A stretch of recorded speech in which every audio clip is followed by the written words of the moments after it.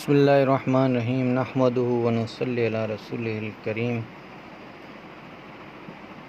سیرت کے موضوع پر بات چل رہی تھی ہماری کہ بھئی خطہ عرب میں اور دنیا میں نصارت و یہودیت اور کفر کیسے غالب ہوا، اس پہ بات چل رہی تھی۔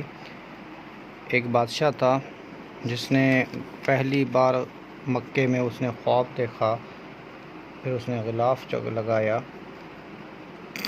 یہ بات تو میں نے پچھلی اس میں کر دی تھی۔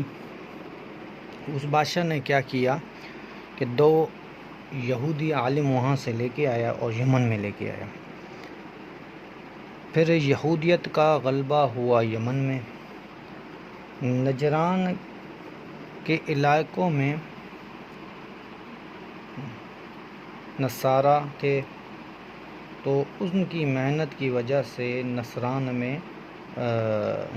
میں نصارت پھیل گئی، عیسائیت پھیل گئی۔ اس طرح قیصر روم ہرقل نصرانی تھا خود بھی۔ اس طریقے سے وہ پورا خطہ جو تھا ان سے اپنے اس میں دین میں، یہودیت میں، نصارت میں وہ نکلے دین میں، وہاں پہ پھیلا اور وہ غالب ہوئے۔ اور مکے والے جو تھے اور مدینے والے جو تھے، یہ تھے ان میں مشرکین اور بت پرستی آ گئی، جو میں نے آپ کو پہلے بتایا۔ اور پھر کیا ہوا کہ ایک بادشاہ تھا، ابو نواز بادشاہ تھا، جس کا قرآن میں جو ذکر ہے خندق کھودنے والوں میں، اور پھر ان میں ڈال کے جلانے والا، سورہ بروج میں اس کا ذکر ہے قرآن میں۔ وہ ابو نواز بادشاہ تھا۔ اس نے کیا کیا کہ سارے کے سارے لوگوں کو اس نے جلا دیے، کیونکہ اللہ پاک جل شانہ فرمایا، اس کا مفہوم یہ کہ ان کا کوئی قصور نہیں تھا، صرف یہی قصور تھا کہ وہ جو تھے لوگ، اس نے ایمان لائے اللہ پر، بس یہی ان کا قصور تھا۔ انہوں نے سب کو جلا دیا، ہزاروں آدمیوں سے زیادہ ان کو جلا دیا۔ ایک آدمی اس میں سے بچ گیا، دوس نام کا وہ آدمی ادھر سے بچ گیا، اور وہ بھاگتا ہوا چلتا ہوا سیدھا ہرقل کے پاس آیا، اور ہرقل کو کہا کہ اس ابو نواز بادشاہ نے ہزاروں آدمی جو تھے وہ زندہ جلا دیے، ہزاروں آدمی زندہ جلا دیے۔ یہ جب پہلے بھی یہ بات گزر چکی ہے کہ روم اور فارس جو ہیں، یہ قیصر اور کسریٰ جو تھے، یہ بڑی دو طاقتیں تھیں اس وقت کی، ٹھیک ہے۔ تو قیصر نے کیا کیا، قیصر روم جو تھا، اس نے کیا کیا، اس نے نجاشی بادشاہ جو تھا اس کو کہا کہ تم حملہ کرو، 70,000 فوج کے ساتھ تم ان پر حملہ کرو۔ تو نجاشی نے کہا ٹھیک ہے، میں حملہ کروں گا، اس بادشاہ کو بتا دوں گا۔ پھر نجاشی نے جو اس کے پاس 2 گورنر تھے، ایک فریاد، دوسرا ابرہہ، فریاد اور ابرہہ، اور یہ دونوں آپس میں لڑ پڑے کسی بات پہ۔ اس کے پاس بھی بہت ساری جو تھی فوج تھی، اس کے پاس بہت ساری فوج تھی۔ فراد نے کیا کیا کہ ابرہ اور فراد نے دونوں نے کہ بھئی ہم اگر اپنے ساتھیوں کو لڑائیں گے، جنگ کریں گے، تو بھئی ہمارے ساتھی مریں گے، یہ کریں گے، وہ کریں گے، تو ہماری طاقت کم ہوگی، اس لیے ہم دونوں آپس میں لڑتے ہیں۔ انہوں نے کہا ٹھیک ہے، ابرہ نے کہا ٹھیک ہے۔ فراز نے حملہ کیا ابرہ پر، اس کی ناک پر، تو اس کی ناک کٹ گئی۔ تو ابرہ کی ناک کٹی گئی، اس لیے ابرہ کو کہتے ہیں بھئی یہ ناک کٹا ہوا جو ہے وہ ہے ابرہ۔ اور پھر ابرہ نے فراد پر حملہ کیا، ابرہ نے فراد پر حملہ کیا تو اس کو قتل کر دیا۔ ابرہ نے پھر تو جب ہرقل کو یہ بات پتہ چلی کہ ابرہ نے فریاد کا قتل کر دیا، پھر ہرقل کو ہرقل نے اس بات پر قسم اٹھا دی. اس نے کہا بھائی آدمی تو دونوں ہی میرے تھے نا، فریاد بھی میرا آدمی تھا، ابرا بھی، میں آپس میں کیوں لڑے. تو ہرقل نے کیا کیا، قسم کھا لی کہ میں جا کر اس پر حملہ کروں گا، پھر اس کو بالکل مٹا دوں گا. روم پر حملہ کروں، اس کو بالکل مٹا دوں گا. تو غصے میں آئے، وہ قسم کھا لی. ابرا بڑا عقل مند تھا اس ٹائم پہ. ابرا نے کیا کیا، گنجا ہوا، اس نے اپنے سارے بال کٹوا دیے اور یمن کی مٹی لے کے وہ کسی برتن میں ڈال کے ہرقل کے پاس بھیجی. بھائی بادشاہ سلامت، آپ جو ہیں اپنی قسم پوری کریں، میری مٹی، میرے بال ہیں، اس مٹی میں ڈال کے ان کو. تو اسی لیے کہا جاتا ہے نا بھائی کہ حج پہ اللہ جل جب عمرہ کرتے ہیں، حج کرتے ہیں، تو اللہ جل شانوں نے فرمایا نا بھائی عمرہ کرو پھر بال کر. بال کیا کہ میں نے اپنا سر جو ہے اللہ کے نام پہ قربان کر دیا. بعد میں اتنی بڑی مطلب بال کی جو ہے وہ بات ہے. تو بادشاہ جو ہرقل تھا وہ بھی بہت خوش ہو گیا. پھر کولیس کے شہر میں کعبہ بنانے، بھائی ابرا نے سوچا بھائی یہ لوگ جاتے ہیں اتنا دور، یمن سے مکہ مدینہ جاتے ہیں حج کرنے، عمرہ کرنے، کیوں نہ ہم اپنا کعبہ ادھر ہی بنا لیں. کولیس کعبہ ابرا نے پھر بنایا، کولیس کعبہ ادھر یمن میں نا. تو ایک قبیلہ بنو نسی جو مجاور تھے کعبے کے، مکے کے کعبے کے مجاور تھے، وہ لوگوں کی خدمت بھی کیا کرتے تھے، لوگوں کو پانی وغیرہ بھی پلایا کرتے تھے. جو بنو نصیر والے تھے، وہ بنو نصیر والے، ان کو جب یہ پتہ چلا تو وہ رات چھپ چھپ کے آئے وہاں پہ. اور اس نے کیا کیا، سارا کچرا اٹھا کے، جو کولیس جو انہوں نے کعبہ بنایا تھا ابرا نے ادھر، اس کے پوری وہ اس نے لگا دیا، لگا کے اور بھاگ گئے. پھر ابرا نے جب پوچھا بھائی کس نے کیا، تو پتہ چلا کہ بھائی یہ بنو نصیر والے تھے، بنو نصیر تھے، انہوں نے کیا. تو ابرا کو بڑا غصہ آیا. ابرا نے کہا بھائی میں ابھی جا کے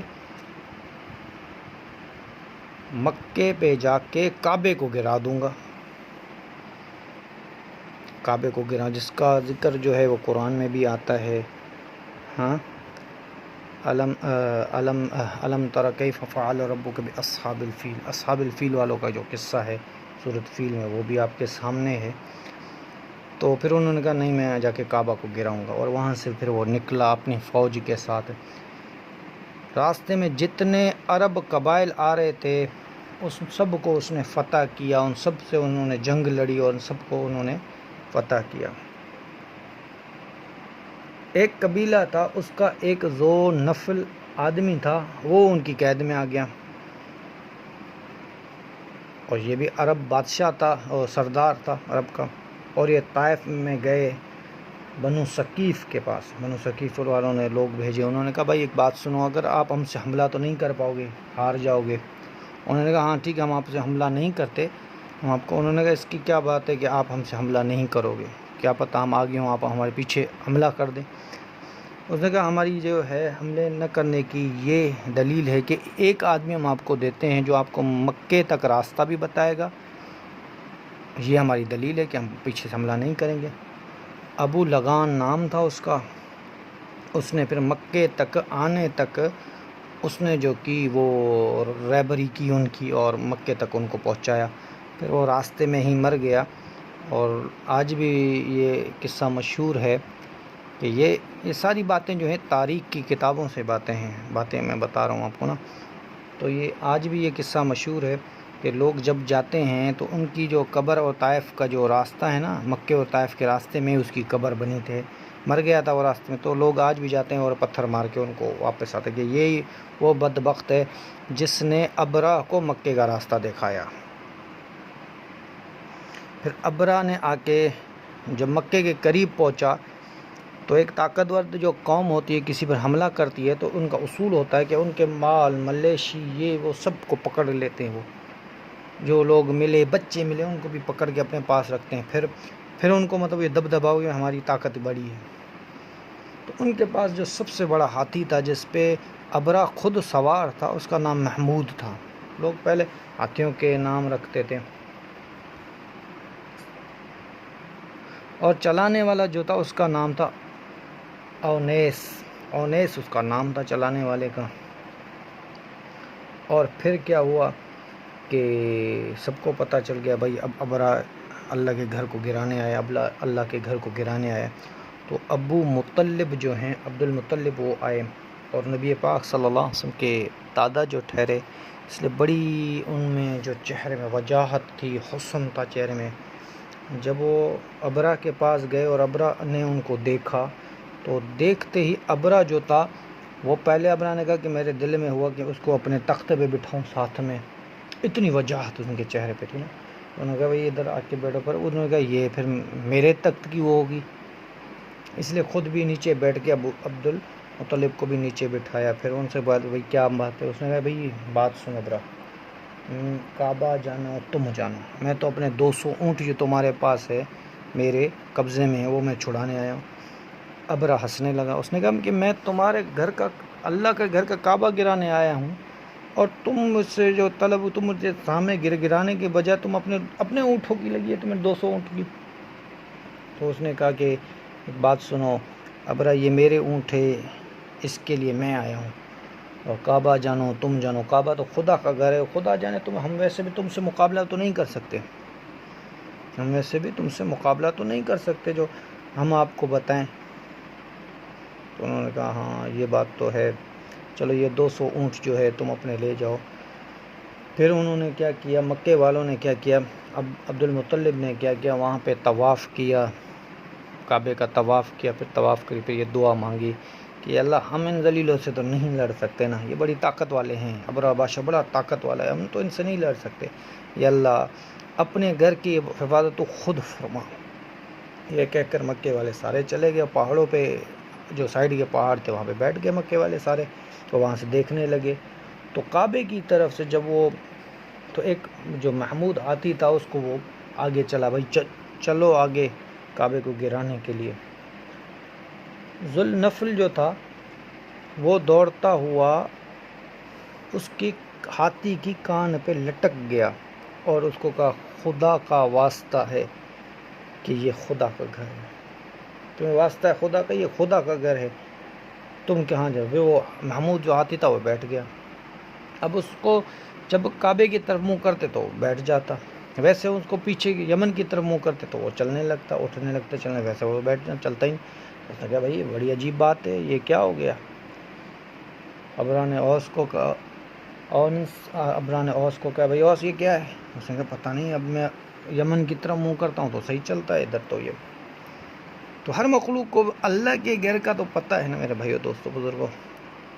تو پھر فرمایا کہ ایک اللہ نے اس وقت مکے کی طرف سے ایک کالی، مطلب پورا کالا آسمان ہو گیا اور وہاں پہ پرندے تھے۔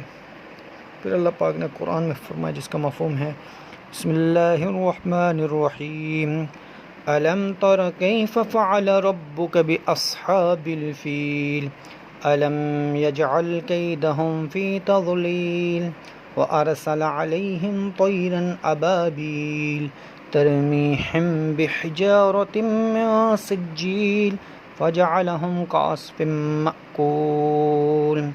اے میرے حبیب آپ نے دیکھا نہیں کہ ہم نے اس ہاتھی والوں کے ساتھ کیا کیا؟ ان کی جو رتھیں تھیں، جو وہ بنا کے آئے تھے، ان کو ہم نے ذلیل کر دیا، اور پھر ہم نے کیا کہ ہم نے بھیجے ان پر پرندے، اور پرندے ایک نے گٹھڑیاں، ابابیل کہتے ہیں گٹھڑیوں کو، گٹھڑیاں پرندوں کی بھیجی ہم نے ان کے اوپر، ترمیہم بحجارۃ من سجیل، اور پھینکتے تھے، رمل کرتے تھے، حجار پتھر، سجیل وہ پتھر تھا جس کو علماء کہتے ہیں یہ عام پتھر نہیں تھا، سجیل پتھر اس کو کہتے ہیں جو ایک آگ پہ بنایا ہوا ہوتا ہے، جو مضبوط ہوتا ہے، جیسے یہ مٹی کا کٹہرا ہوتا ہے اس کو آگ پہ، اس کو جہنم کی آگ میں بنایا گیا تھا، وہ پتھر تھے۔ اور وہ پرندے چھوٹے چھوٹے 3 پتھر لے کے آئے، چونچ میں 2 ان کے پنجوں میں، اور جب یہ پھینکتے تو آدمی بھی چٹ پورا، اس کا ہاتھی بھی ختم، اس کا آدمی بھی ختم، اس کی سواری بھی ختم، سب ختم، اور یہ ایسے کر دیا۔ اللہ جل شانہ نے فرمایا فَجَعَلَهُمْ کر دیا ہم نے کعصفم کہتے بھوسے کو، بھوسے، کعصف مأکول کھایا ہوا ہے، چارہ بھی وہ بھی کھایا ہوا چارہ جیسے نا، وہ ایسا ہم نے ان کو کر دیا۔ تو یہ سال جو تھا، یہ بھی سال جو ابرا والا تھا، ہاتھیوں والا سال تھا، اسی سال میں آپ علیہ الصلوۃ والسلام کی پیدائش ہوئی۔ اس کی بھی نسبت جو ہے آپ علیہ الصلوۃ والسلام کے سال کے ساتھ جڑی ہے۔ فرمایا کہ اس روایت میں آتا ہے کہ آپ علیہ الصلوۃ والسلام پیر کے دن پیدا ہوئے، اور سال جو تھا وہ سال یہ تھا، مہینہ جو تھا ربیع اول کا تھا۔ اب جو تاریخ میں جو ہے اختلاف ہے، کچھ علماء کہتے ہیں بھائی 12 کو، کچھ کہتے ہیں نہیں 12 کو، کچھ 18 کو، کچھ اس سے پہلے 9 کو، کچھ 13 کو، کچھ 14 کو۔ تاریخ میں اختلاف ہے، اختلافی رائے ہے، پر پیر کا دن تھا، یہ پکا ہے پیر کا دن۔ اور اللہ جل شانہ نے نبی پاک صلی اللہ علیہ وسلم کو 1,24,000 نبیوں کو بنایا تھا اللہ پاک، کم و پیش اللہ پاک کمی ہوتا ہے معاف میں۔ اس میں سے اللہ جل شانہ نے 313 بڑے رسول بنائے، اور ان رسولوں میں سے بھی 5 بڑے رسول تھے، اور 5 رسولوں میں سب کا سردار جو تھا محمد رسول اللہ صلی اللہ علیہ وسلم تھے۔ اور جیسے ہی اللہ جل شانہ نے ہمیں آپ سے وعدہ لیا تھا عالم ارواح میں، الست بربکم، ہم نے کہا قالوا بلی، ویسے ہی اللہ جل شانہ نے سارے نبیوں سے وعدہ لیا تھا کہ اگر تم نے نبی پاک صلی اللہ علیہ وسلم، مفہوم ہے، اگر تم نے نبی پاک صلی اللہ علیہ وسلم کا زمانہ پایا تو آپ جو ہوں گے اپنی شریعت کو چھوڑ کے نبی پاک صلی اللہ علیہ وسلم کی شریعت پہ آئیں گے۔ تو اللہ جل شانہ نے یہ سب نبیوں سے وعدہ فرمایا تھا، سب نبیوں سے وعدہ لیا تھا، عہد لیا تھا، میثاق لیا تھا۔ آپ علیہ الصلوۃ والسلام کی شان بڑی اونچی ہے۔ ایک فرمایا گیا کہ یمنی بادشاہ تھا، ان کو کہا جاتا تھا طوبہ، یہ یمنی بادشاہ جو ہوتے ہیں ان کا لقب تھا طوبہ۔ اور جو کیسر کا، جو روم کا بادشاہ تھا اس کا کیسر، جو کسریٰ کا بادشاہ تھا، اس جو فارس کا بادشاہ تھا اس کا کسریٰ، یہ لقب ہوتے تھے۔ جو مصر کا بادشاہ تھا اس کا فرائینہ اس کا لقب تھا۔ تو طوبہ تھا، طوبہ اول، طوبہ اکبری، طوبہ دوم، طوبہ، ایسے وہ لقب سے نا بادشاہوں کو پکارتے تھے۔ تو یمنی بادشاہ نے خواب دیکھا، وہ یمنی بادشاہ نے یہ پورا وہ ایک، اس نے یمنی بادشاہ نے جو تھا اس کو پتہ چلا، کیونکہ وہ پہلے لوگ عالم ہوا کرتے تھے اور ان کو جانکاری تھی عیسائیت کے اور یہودیت کی، ان کو جانکاری تھی، اور اللہ نے ہر کتاب میں ان کو بتایا ہے۔ تو اس نے کہا کہ ایک خط لکھا محمد رسول اللہ کے نام پہ کہ اگر آپ میرے زمانے میں آئیں گے تو میں آپ کا وزیر بنوں گا، آپ کے ساتھ ساتھ ہوں گا، آپ کے دین پھیلانے میں آپ کی مدد کروں گا، اور اگر آپ میرے زمانے کے بعد آئیں گے تو میری قوم اور یہ سب شاہد رہیں گے کہ میں آپ پہ ایمان لایا۔ یہ تاریخ میں کہیں نہیں ملتا کہ جس نبی کو آئے نہیں ہیں، ان کی سے باتیں چل رہی اور اس پہ ایمان لانے والے پہلے سے ہی موجود ہو جائیں۔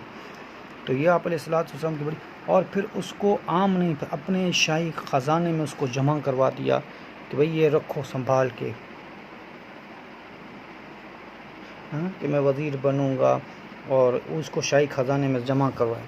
پھر آپ علیہ الصلوۃ والسلام کی جب ولادت ہوئی تو ہمیں اور آپ کو تاریخ سے یہ بات، سارے باتیں پتہ چلی۔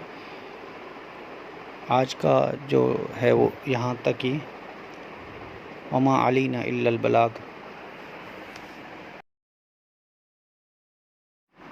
بسم اللہ الرحمن الرحیم، نحمدہ ونصلی علی رسولہ۔